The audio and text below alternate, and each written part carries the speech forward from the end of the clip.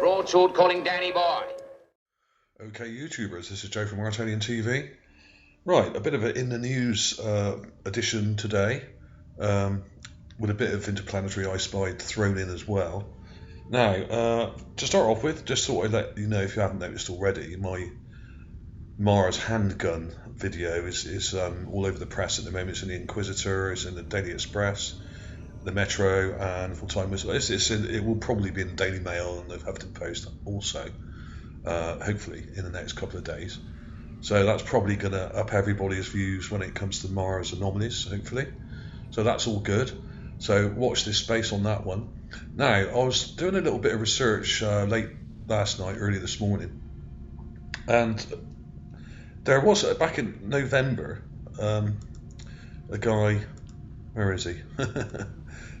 Here we go. There was a guy called John Brandenburg, who said that he thinks that there was a nuclear explosion or two on Mars. These stories ran back in November last year, and were made quite a big splash across the world actually, and much to the annoyance of mainstream scientists and people who, in fact, if you look at some of the comments at the bottom of the page, you'll see lots of arguments on some of these. Sorry, I won't move around too much. You'll see lots of people arguing with him about it directly on Facebook and stuff like that, especially on this one.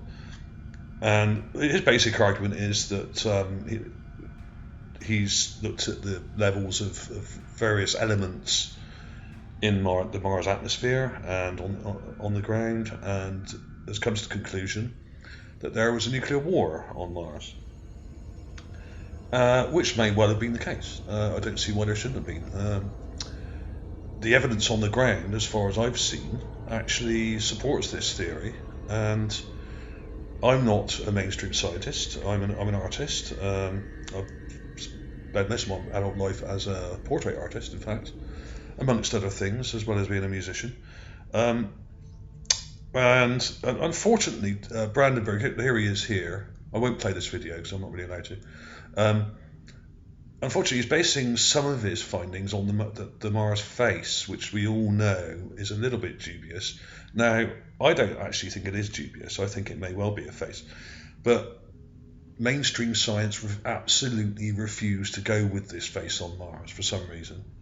But they probably don't realise that, in fact, there are dozens, if not hundreds, of structures around the face, like a buried city or buildings. There's hundreds and hundreds of structures in this area, which have largely been blurred out and obfuscated by NASA. So the face is actually a bit of a distraction, and there are in fact possibly one or two large things like pyramids here. They do look a bit dilapidated and may or may not be, but there are other structures in these images if you look closely and enhance them and look around with them. And of course, the problem is basing theories around this when it's been so ridiculed by the mainstream scientific fraternity is bound to get you not very far. The best thing to do is to use new evidence, which is basically not being so lambasted by the mainstream. So there we go. I thought this was in International Business Times. I've had a few things published in this thing before. You can check it out. It's nuclear war killed all life on Mars, and yet there was totally aliens on the red planet. So they're kind of taking the piss a little bit about against Brandenburg here, and I actually think he's not far off the mark. But using the face on Mars as some kind of reference is not really going to help your cause too much. So I won't labour the point about that too much. Let's crack on. I've got a lot. Here's another one in the mirror. This is also from November last year. Aliens will destroy Earth in nuclear attack because we're too noisy, claims physicist. Right, okay. Typical Mirror over-the-top headline. But some of us journalists do sometimes need to use over-the-top headlines just to get people's attention. And if it gets people interested in Mars and gets them interested in astronomy, that's good. It's all good. The more people we have looking at Mars, the better. So now I won't go on about this story too much. It just shows the possible explosion on Mars. Doesn't show any actual pictures of Martian finds that we've got hundreds and hundreds of, although there is the mystery ball on Mars here. Okay, yeah. So, but this is obviously a couple of months back now, so it's worth checking out some of these stories if you haven't already. I think one or two other people may have covered them, but the main thing I was actually interested in was this came up. I had a Google alert for a story about a bright flash on Mars in August 1941. Now, could this be anything to do with a nuclear war on Mars? Now, there's a guy here, and this guy was, I think, died in 1997, and he was an absolute genius of an astronomer, this guy, Clyde Tombaugh, discoverer of many, many planetary bodies, including Pluto in about 1930, I think, and many, many asteroids and all sorts of stars and clusters and red dwarfs and you name it. This guy found a lot of it, in fact named a lot of it, and a lot of the stuff out there is named after this guy. This guy was an amateur astronomer initially. He built his own telescope and eventually became part of the establishment. You can check this out yourself. This is on beforeitsnews.com, so you can go on here and you can just type in Clyde Tombaugh, and spelled with a B-A-U-G-H on the end. I think that's how you pronounce it. And this guy was a genius, but the thing that caught my eye, which came up in my Google alerts about this, was in 1949. Sorry, let's enlarge this a bit before I start reading out stuff. Can I enlarge it from here? No, I won't. It'll probably cock it up. In 1949, Tombaugh had also told the Naval Missile Director at White Sands Missile Range, Commander Robert McLaughlin, that he had seen a bright flash on Mars in August 1941, which he now attributed to an atomic blast mentioned May 12, 1949, in a letter from McLaughlin to Dr. James Van Allen. Now Dr. James Van Allen was the guy who named Van Allen's belt. So these are top people here. Tombaugh also noted that the first atomic bomb tested in New Mexico would have lit up the dark side of the Earth like a neon sign, and that Mars was coincidentally quite close at the time. The implication apparently being that the atomic test would have been visible from Mars. So conversely, what he's actually saying there is that he may have witnessed a nuclear explosion on Mars because he saw it in his telescope, and the Martians may well have seen nuclear tests on Earth when we were testing them in the early 1940s, during World War II. This may go somewhere, and this guy was a ufologist as well. He did a lot of work on UFOs, and then came to the conclusion that they must have been intelligently designed, at least some of them, because of the way they moved through the sky and defied the laws of physics. So he was a very interesting man and well worth looking up. There's also this is, I think, largely from Wikipedia. Here's the Wikipedia page. Here he is as a young man with his homemade telescope. And he started over 100. Yeah, he was born over 100 years ago, 1906. And here's, have I highlighted that bit of text? There we go. It's the same bit of text there. So they got it straight from Wikipedia here.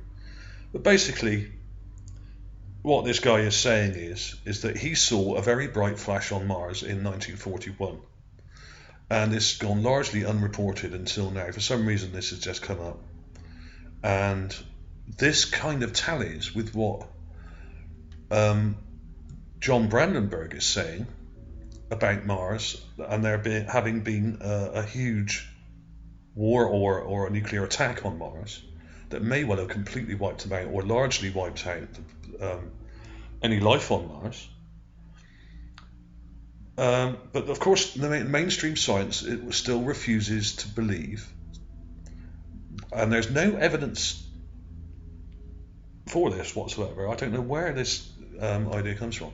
They still completely refuse to even entertain the idea that any other of the planets in our own solar system may have been inhabited, or may even be inhabited now. Now, this view is actually down to prejudice and not down to any research. This is just a prejudicial view that is permeated through mainstream astronomy and science for hundreds and hundreds of years.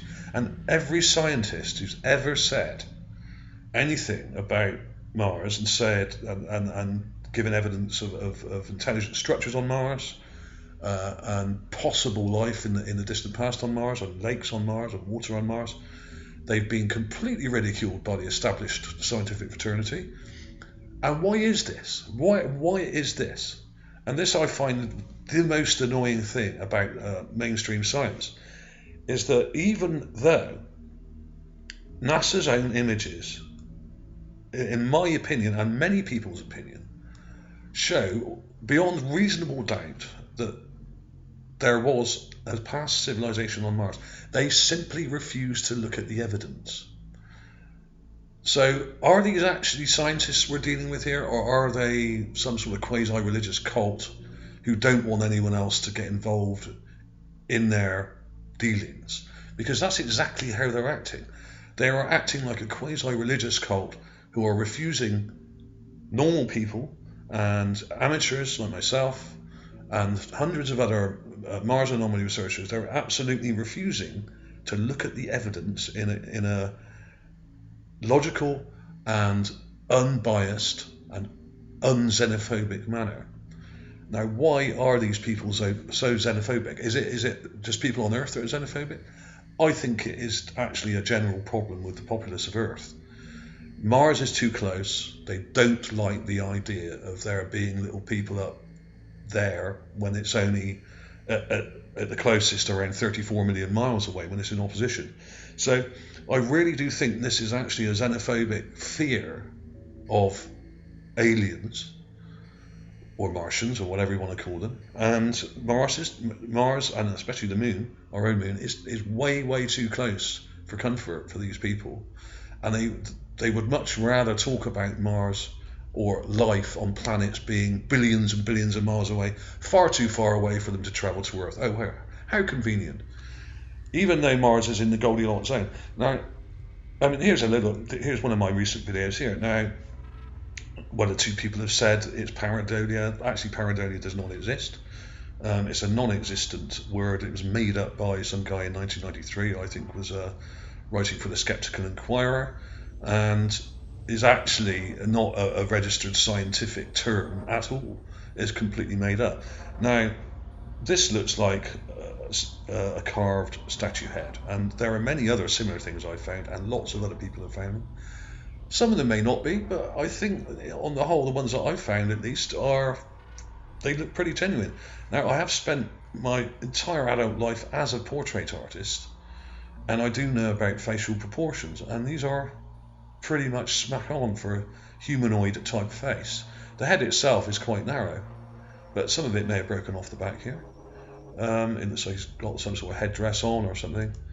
Now, but the facial proportions are very specific indeed, and follow certain mathematical principles which were actually laid down by people like Leonardo da Vinci, another great genius from Earth. Now, there are certain ways you divide the face up. You draw a line across the eyebrows, and the certain proportions are correct. Now, this is obviously damaged if it is a humanoid carving of a humanoid face. The nose looks to be a bit broken off here, but the mouth looks fairly convincing, and the chin looks fairly convincing. The eyes look damaged also. These may well have had semi-precious stones embedded in them, like the Moai of Easter Island. They had sort of big eyes kind of stuck on. Most of them have fallen off there, of course. But many of these statues that we're looking at on Mars and carved artifacts are quite damaged and eroded and broken, smashed up like everything else. So, but these proportions are very specific, and there are rules laid down by Leonardo da Vinci and other great artists and masters about facial proportions, and the eyebrows always line up with the top of the ear. The bottom of the ear usually will line up with the bottom of the nose, and there are certain You could draw a line down the centre, and the left and right should be pretty symmetrical. This is not always the case, but usually, unless someone has facial disfigurement, both sides of the face are usually not exactly the same, but very, very similar. And these principles were worked out hundreds and hundreds of years ago on Earth by people such as Da Vinci. So there we go. And this is the one that's doing the rounds at the moment. This is the one that the papers have latched onto. I actually sent this to a news agency months and months ago, back in, I think, end of November, and they just sort of sat on it for months and didn't bother getting it published by the mainstream media. And I thought, oh, okay, I'll send them some more stuff, and they didn't publish that either.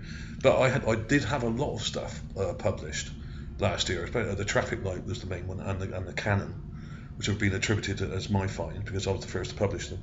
But everyone sort of jumped on the bandwagon there, and it was good. Everybody got loads more hits than they were normally getting because it really got things moving. So there we go, here's the gun. For some reason that's not playing. I think my graphics card's about to bomb out on me. So we'll leave that. Now, another thing that mainstream scientists and people that come onto my YouTube channel often say, oh, that there was once water on Mars, but there isn't now, and all this sort of thing. That's not even in, it's not going to play, okay. But there is water on Mars, and here is some. So the problem is what a lot of established scientific people do, and mainstream people that go along with the established view do, is all they really do is actually spout dogma and theory. Now, it's all very well saying, oh, that all the water evaporated on Mars billions of years ago. Well, where's the evidence for that? That's just a theory. My videos are based on ground observation. They are not based on some theory written by some guy hundreds of years ago that is way out of date. And the thing is, you have to look at the current state of Mars, and you have to look at the surface of Mars, and you have to look at the evidence on the surface. There is a lot of evidence on the surface of Mars for a previous civilization. Let's go back to my video manager. And ignoring that is unscientific. And when you have things like this here, hopefully this will load up. I think my graphics card is struggling because I've got so much up here. I mean, at the moment, it might not actually come up. But yeah, the problem is that mainstream science simply refuse to look at the evidence. And why? Why are they doing this? I'm sure some of them are looking at the evidence. Now, either they are ignorant or they have an ulterior motive. And I don't think they're ignorant. I don't think they're stupid. These are not stupid people. So they must have an ulterior motive. Now, that ulterior motive is to protect their own jobs. And if they were to suddenly start saying, oh, there is life on Mars, then they'd probably get into trouble. They don't have the mandate to do that, and nor do NASA. NASA do not have the mandate to suddenly announce life on Mars. Here we go. Let's just go forward here, if it will let me. No, it's not going to let me. They do not have the mandate, so they are not allowed to suddenly walk out and have a big press conference and say, oh, by the way, we've been lying about Mars for the last 50, 60 years. Oh, and the moon. They don't have that mandate. It's not up to them. They are a military organisation. They are funded like a military organisation. They are run like a military organisation. And they are under the auspices of the White House. So it's up to people in the White House to make the decision to go public with any announcement. And I really don't think that's going to happen in the near future because they've got too much to lose, and it's a political hand grenade of a subject, and anyone involved in that will be either shot or ridiculed, or something bad's going to happen to them, and it's not going to be very pretty. So, and I would not like to be that person who was to stand up in front of everybody on TV and say, yes, there is life on Mars, because there are too many people with vested interests to keep things as they are, the current status quo. And this is the electric fence, which is one of my recent finds. You may want to check this one out. I'll just pause it there. this is a raw image here on the left of Mars, and there's this thing sticking up, and on the right here is part of a temporary electric fence on Earth. That's got a bit of wire going through it there. You can see the similarities with a bit of twisted metal post there, and it's got an insulator there. So there you go. I mean, I won't go on too much longer because this has already probably run over. But this is just a general in the news sort of edition here, and I just thought I'd vent some of my sort of irritation at the mainstream, and how when anybody comes up with any sort of evidence for stuff on Mars and they go mainstream with it, they get ridiculed. And ridicule is done by people who are afraid. This is a technique by people who are denying or in denial of the fact that there is alien life out there, and of course there is. We're not the only living things in the universe. And what they are really afraid of is the fact that Mars is far too close for comfort. They would much rather it was billions of miles away, where they don't have to think about it, and it's not a threat. But unfortunately, Mars isn't that far away. Mars, in opposition, is quite close, and it is highly possible that that Clyde Tombaugh did see a massive explosion on the surface of Mars. Now, whether that was caused by a nuclear explosion, or a massive nuclear device, or it was a natural explosion, we don't know. But evidence is leaning towards it being a possible massive thermonuclear explosion on a scale much, much greater than anything that we've ever had or tried on Earth. A world-destroying explosion.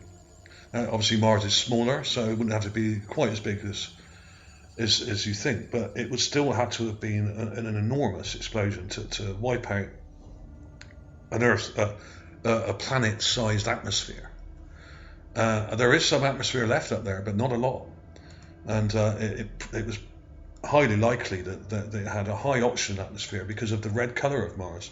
This reddish colour, which they do exaggerate, of course, this reddish colour is caused by oxidation. It's caused by iron oxide, which can only happen in a high oxygen-rich atmosphere.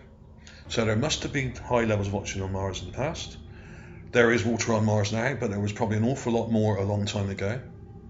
I mean, this is water. This crater here is called Planitia, or whatever, however you say that, I don't know. And there, I've got, all you got to do is look at my other videos. I've got lots of videos showing water, and there's drill water just below the surface of Gale Crater. There are all sorts of things that I've uncovered recently, and many other people have found similar things as well. So you've got to look at the evidence as a whole, and not just pick on one video and say, oh, I don't agree with this, don't agree with that, because yeah, a lot of this is speculation, but it's getting to the point now where it's not, in my case, it's getting to a point now where it's not all just speculation. There is so much evidence here that it has to be considered as some kind of proof.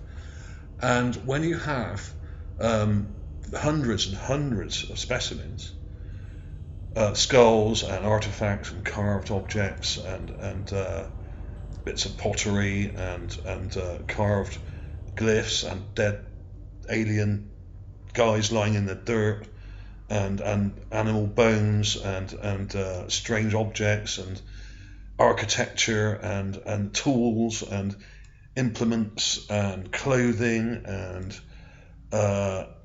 strange rods sticking up out of the ground. There's everything anything you can possibly imagine. And when you have this much of it in one place, it has to be considered as some kind of proof. Because what is proof? Proof is lots and lots of evidence. And that's exactly what I have. And that's exactly what a lot of people have now. Not just me. Okay, I think that I'll have to do. That's my rant over. I better finish this before the wife gets back from work. Thanks for watching, everybody. I may stick a couple of images on the end if it's not too long.